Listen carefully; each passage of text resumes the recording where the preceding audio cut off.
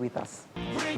Thank you for staying with us. Now, besides the pandemic that has gotten everybody thinking and isolating and worrying and sanitizing, yes, and cleaning and staying safe, the other matter that's come up on the front burner and continues to be a bother to almost everybody is the issue of security. How is it? What's going on? In the midst of a pandemic, you have Boko Haram, you have bandits striking in different parts of the country.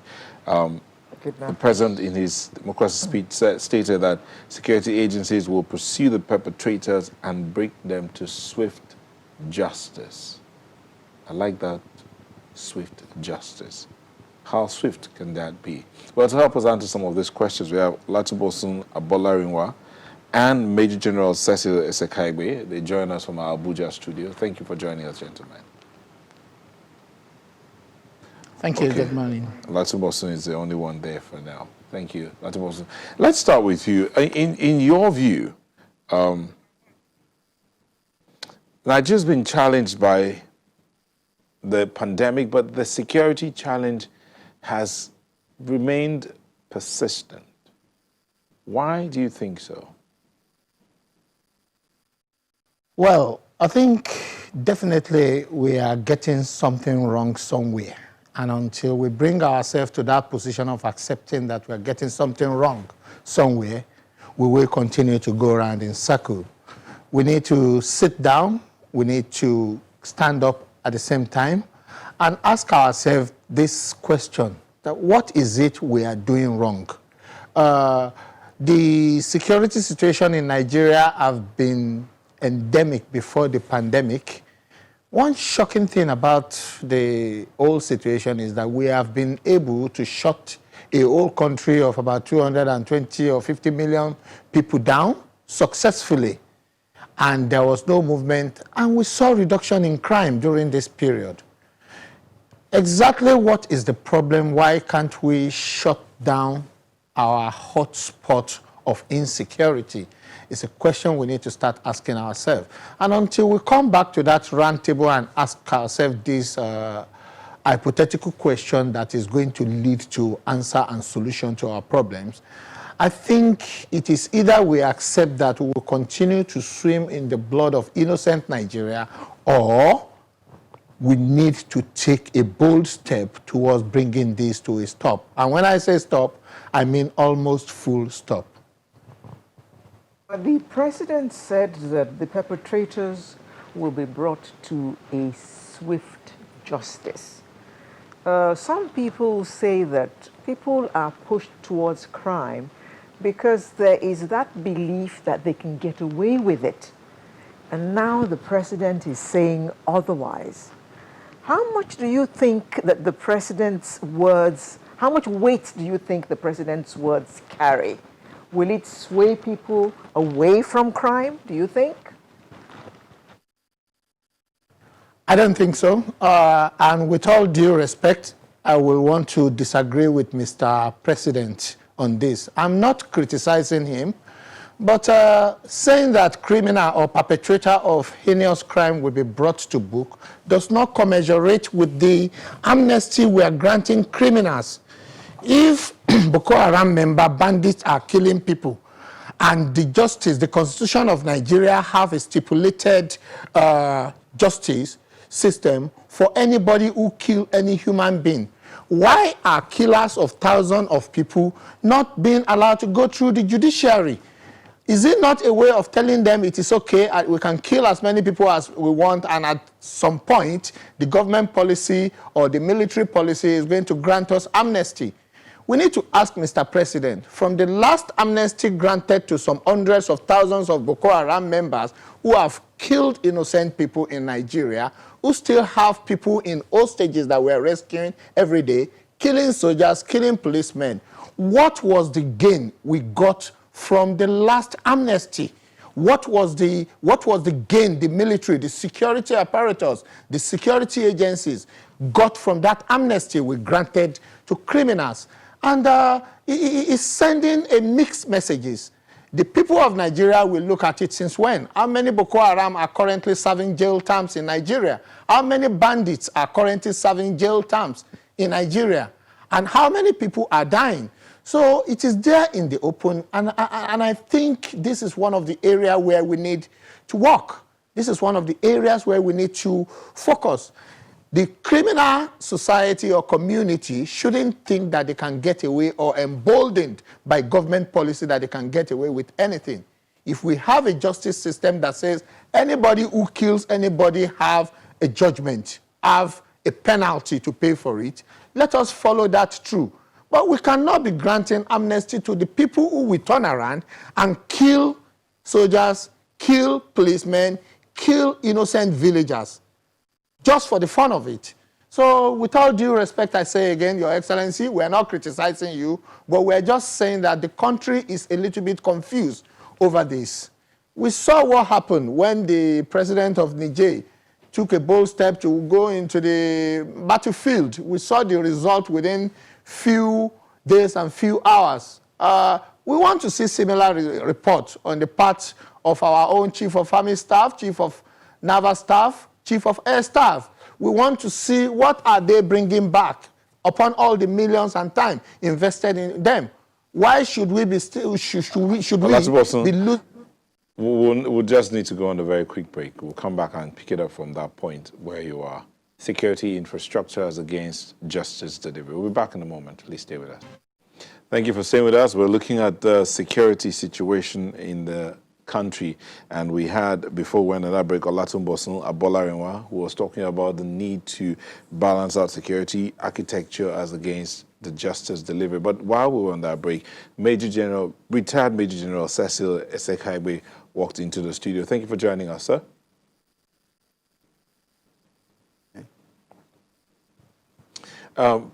Before we went on break, I'll get back to Olatunbosun so that you can tidy up, and then we'll bring in the general to talk about, to look at the state of things.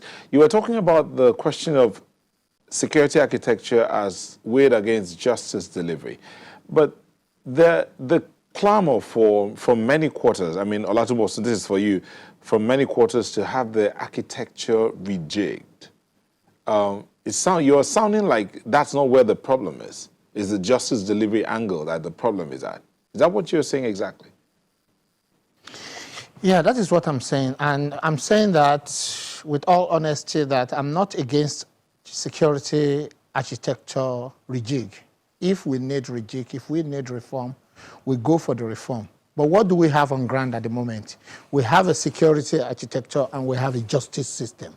You see, if the security production, the security activities is not commensurate with the justice system, then it's like we have a flour in the bakery that has been mixed together, it's not being put in the oven and it's being served to the people. We cannot send a clear message to the criminal world, to a potential criminal and a potential criminal to be, if we in any way infringe or disrupt the justice system. They must go hand in hand. People must see that anybody that violates the law in the area of security of lives and property of Nigerians are paying the price. The moment that is missing, it means it almost makes it look as if we're not doing anything. I ask a strategic question. How many Boko Haram members, how many bandits are currently serving a jail terms? So that question goes out to the federal government, that question goes out to the judiciary. If it is because the army, the police are not bringing enough criminal on board, let us face that and deal with that. If they are bringing it on board, an executive order is saying that set them free, let us shed light on that. All we want is for Nigerians to be safe. Myself, my children, my unborn children, to have a safer country to live in. And that is what we are saying. The justice system must be commensurate with the criminal system and security architecture. General, before COVID, there were regional security outfits being put together. Granted that they haven't really had time to do much because of the various lockdowns. How much are you expecting their formations across the country to affect the security of our nation? Thank you very much. I'm sure you are talking about Amotekun and some other efforts by, some other geopolitical zones. Yes, I do not have any problem with such a structure if it's done properly. What do I mean by properly? The enabling, act must be put in place, and you must recognize the need to balance, security requirement with also fundamental human rights. For instance, when the Amotekun issue came up, there was the hues and cries about, whether it's allowed or whether the right thing has been done and all that. But the philosophy of it is germane. Nobody can question that. But you also have to look at what the laws of the Federal Republic of Nigeria say when it comes to such structure. Now, I think the common denomination will be what you call community policing. Community policing will involve, getting the community people to provide, variable intelligence for them to be able to tackle these criminalities under the supervision of the Nigerian police force. And I think they started crossing the T's and dotting the I towards that cooperation between, a federal establishment and what the regions or the geopolitical zones want to do. Because if you look at it critically, looking at it from the grassroots, you are able to get the intelligence that you will need to help, the federal government or the state government, to articulate, their security strategies. So it's a welcome development, but it must be properly done to make sure that the external laws of the federation, get in touch and in line with what the states or the regions are doing. So, General, can I conclude, therefore, that what you are saying is that you do expect security to improve in this country once they all are up and running? Absolutely. It is only an insane mind will tell you that it's comfortable with the security situation in the country. We're in a precarious situation. It's a very tough, challenging situation that also needs tough, measures to address, the challenge of security that has come in various forms. So absolutely, security problems, and we need very urgent and practical solutions to addressing them as well. But the other side of it will be, would you say security is effective if justice is not meted out as it should be when it should be? Well, if you look at the United Nations 4 pillars of, counter-terrorism strategy, the law as itself, the Criminal Justice Administration is very prominent in that, the 4th pillar. And that is, if you look at the sociology of crime, the cost of committing a crime must be higher than the benefit. If the cost is not higher than the benefit, then you find it difficult, to actually really stem the tide. So if people have committed crimes, I'm of the opinion that they should be able to face the law. And we must understand, the tipping point between, trying, to bring sentiment into assuaging people's feelings, compared to properly addressing, security breaches and criminalities that have been done that people need to account for. So accountability for whatever action people have committed that against the law, must be accounted for. So you don't gloat over it. It's an essential ingredient in criminal justice administration. So if you commit crime, you must be paid for it. In our climb, and before you came, Olatibosun was alluding to this, that the level of banditry and killings out there, especially in the northeast and some parts of the north central, is born on the fact that many of those people tend to get away. They tend to be given amnesty many times. And so those who are coming after them feel like, hey, after a while we'll get some kind of amnesty. Do you think that's tenable? Well, in as much as I, get connected with what he's saying, but I would not like a generalization aspect of it. Because you must understand that there are issues that need to be addressed. And you also have to understand that, you know, there are universal declarations of how these things are administered.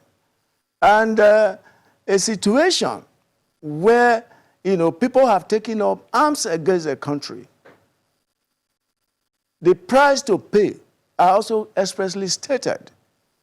We need a political will to be able to bring this to bear.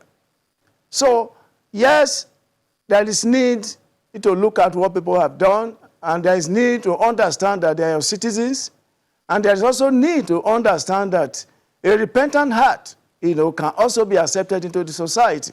And that's what you call, you know, after disarmament and demobilization, you talk about rehabilitation of your citizenry. But this must be done within the fulcrum of law, because law is central to human existence. Now, Latuboso,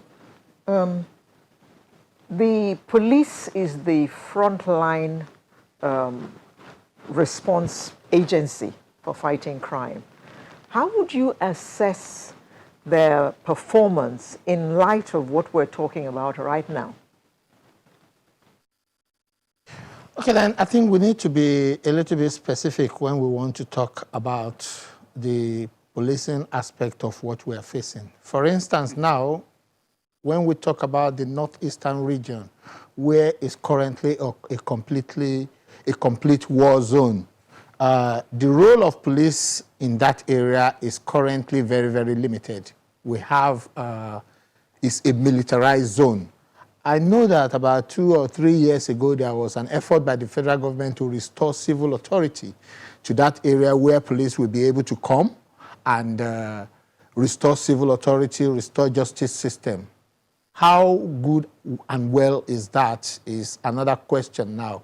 But generally, I think what gave birth to the type of community, various community policing that seems to be springing up all over the country just shows that there is much more for police to do in other areas. Our roads are not safe. Children, parents, military personnel are being killed on our roads as they are moving. The police community themselves are also a target and victim of this. So there is more work to be done in that area, and I will still want to appeal to the police authority to please continue to look inward and know that much is expected from them.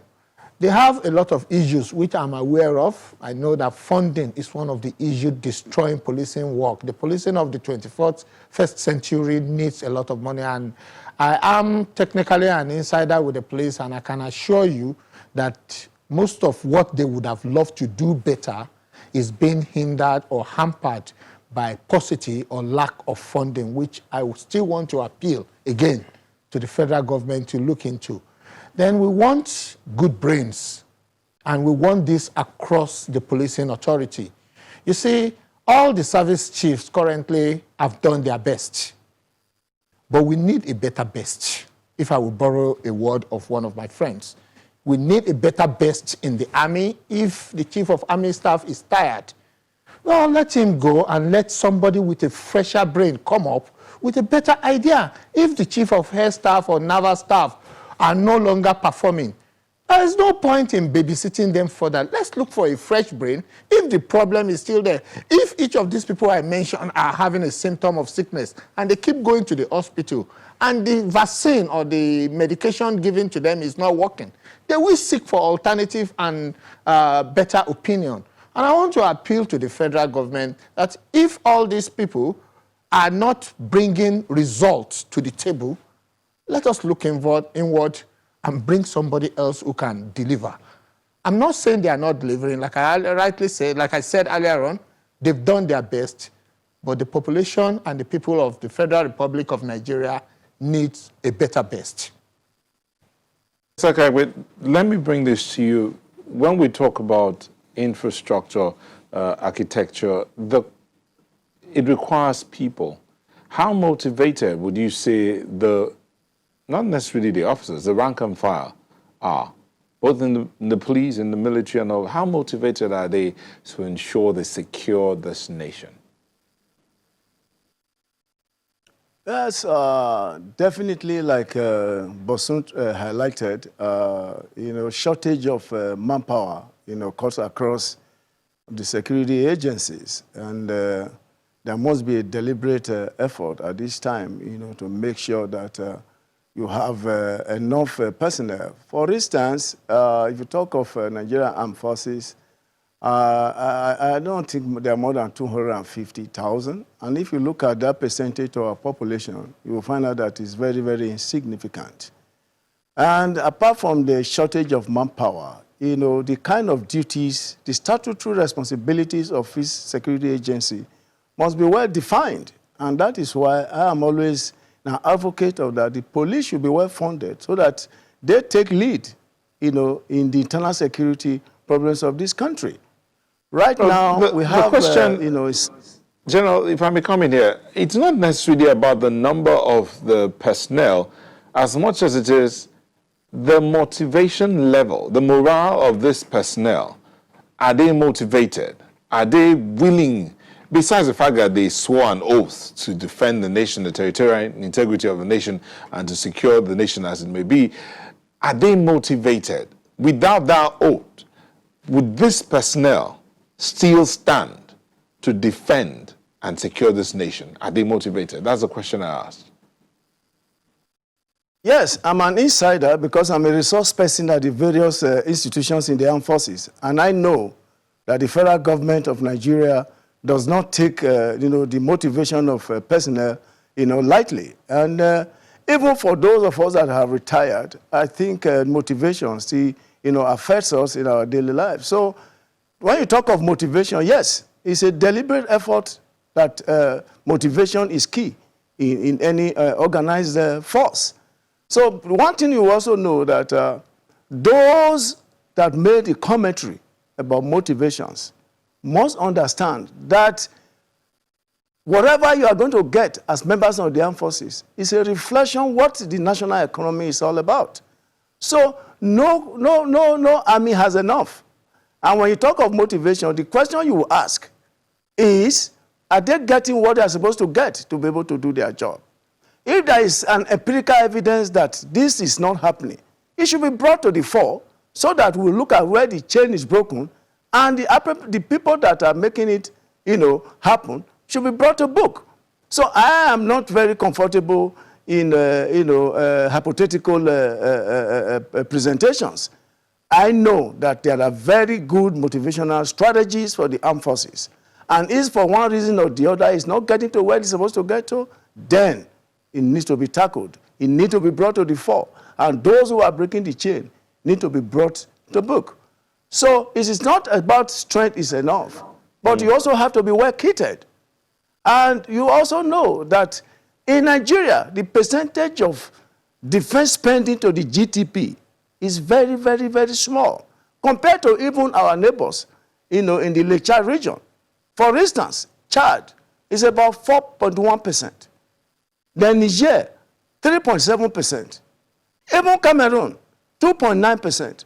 What about Nigeria? We're moving from 0.5 to just about 1.2. So funding must complement, the appropriate strength to be able to tackle your responsibilities. And when I talk about allowing various agencies to perform their statutory role, the lead agency for internal security is the Nigerian police. They should be well, funded, and they should be well trained, and they should have appropriate, platform to be able to do their job. But there is hope in the line. There is a security trust fund by the police, and I think they have just inaugurated the board. I will see a better funded police who will rise up to the occasion so that the military can withdraw to their core responsibilities. Because out of the 36 states of the Federation today, you hardly have states where you don't have military roaming around the place looking for security. That is not their business.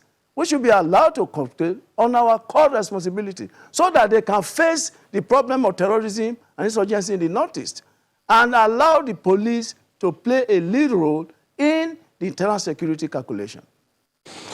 We'll take a break. When we come back, we'll be looking at the question of expanded National Command and Control Center, expanded to 19 states in the northern part, the National public security communication system, especially that one. How's that working out? How many people are aware of it to know that they can communicate with the security apparatus on issues around security? But we'll look at all of this when we'll come back in a moment. Stay with us. Thank you for staying with us. Professor Imonoka Enakena says, if we as much as use the kind of zeal in fighting COVID-19 and fighting insurgents, armed banditry, robberies and corruption, would have been on a proper footing in curbing social deviants who turned to crime, while our justice system must be punitive enough. Uchepi, how can justice prevail when the security architecture appears to work against justice by not prosecuting the perpetrators, rather granting them amnesty? Samson Oderinde, this is the last one I'll take for now, says, I agreed motivation of the armed forces is key. However, we cannot successfully address security issues from the head. We have to tackle it from the root. The bandits are getting recruitment every day because of poverty caused by bad governance. Alatubosun. Now, Samson says banditry, increase in banditry and crime is caused by bad governance because it increases poverty. How does that tie in? Yeah, it does tie in. It does tie in, and that's a question and a message to each state government. I'm not a fan of accusing or pointing accusing finger at the federal government at all times. Funds are being given to state governors, security funds, various economy package are being given to different states. How well are you reaching out to your people? You are part of this problem if we are to tackle it from the root. Make your people happy, give your people employment, let your people feed well and live well. Anybody that is okay, that is living fine, is not likely to turn to crime. So the role and the position of the state government, even the local government, politicians, comes in here. You cannot become a politician and have mansions all over the country where the people living in your country are still in poverty. From the day you took the oath of an office and to the date you are leaving, handing over to somebody else, how better off are the people you used to know before they get in? And this is one of the things we really need to look at if we really want to tackle it very well. I saw a particular governor in Nigeria taking a picture with a bandit member carrying AK-47 at the beginning of whatever they call the amnesty they granted the bandits.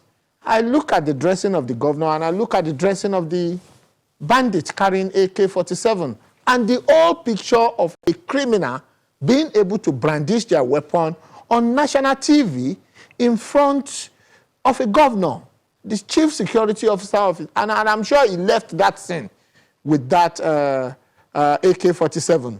You see, looking at the dressing of the bandit man who is negotiating with them, you can see that he's a very, very poor person. Okay, if you want to negotiate with them, how far have you bettered his life? The money you gave to him, is it going down well? The resources available, what kind of rehabilitation have you put in place? Did you give him land to farm, to start farming onions, to start raising animal and supplying to the state? All those questions goes back to our governors. You have a role to play on the economic implications on insecurity. If you do your bits, the states and the people of the state are not likely to go into crime. So I will agree with Samson on that. Yeah. General, the other part of how the whole system is working against itself because of this amnesty situation. But before that, you also talked about the need to allow each unit to carry out its own function. But there are those who are concerned about the duplication of functions, different agencies practically doing the same thing because of clarity.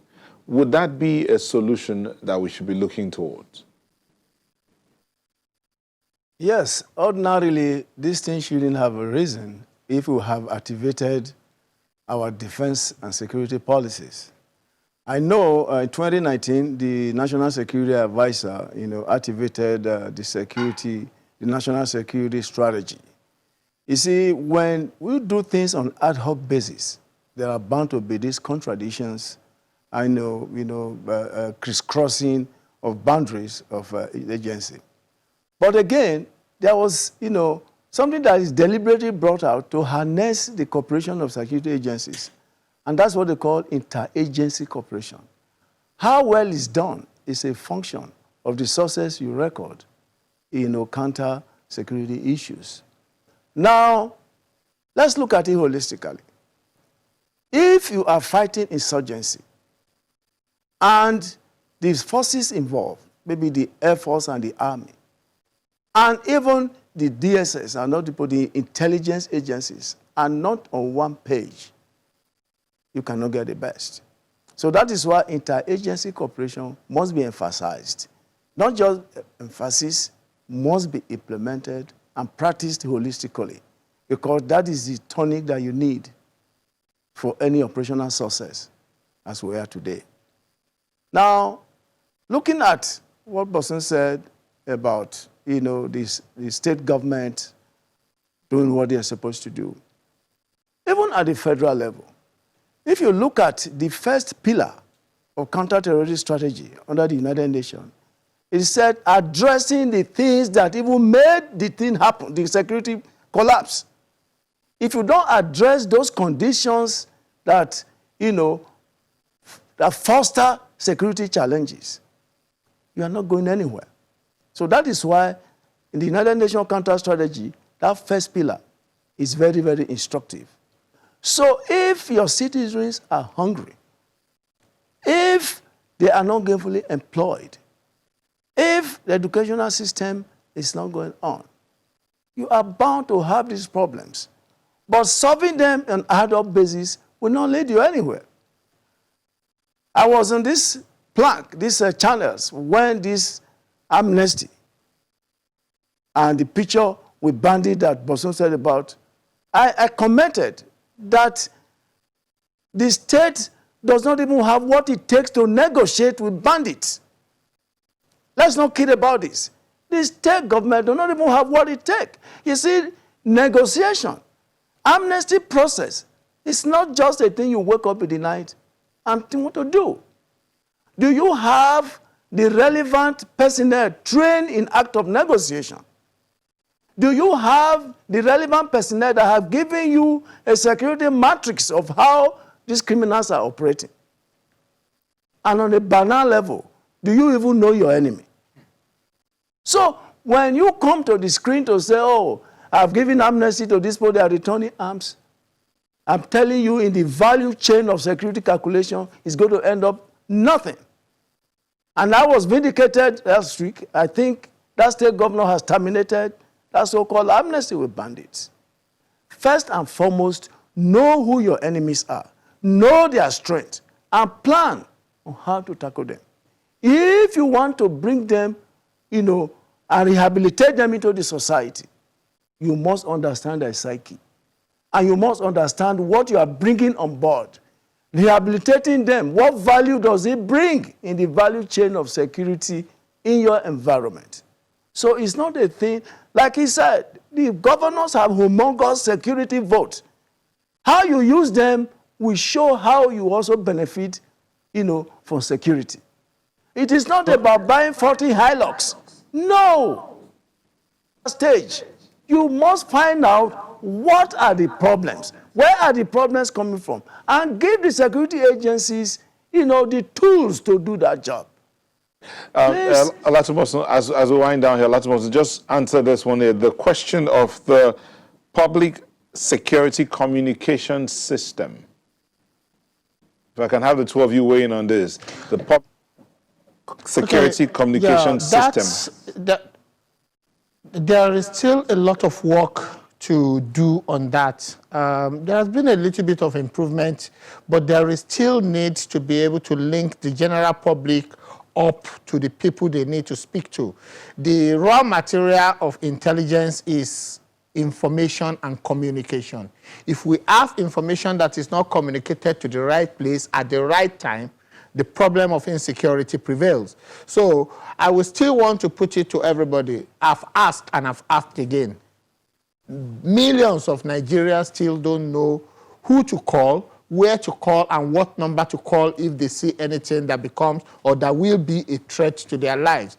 And I want to appeal to the Nigerian Communication Commission, the Ministry of Information and Communication, different platform, police communication system, to please work to enhance it. There is still a lot of work to be done. People need to be able to give you the information you need to act on promptly. Thank you so much. We've been speaking with Olatumosun Abolarinwa, a security consultant, and retired Major General Cecil Esekaigbe, who joined us from our Abuja studios. Thank you, gentlemen, for sharing your thoughts with us. As we're back in a moment, do stay with us.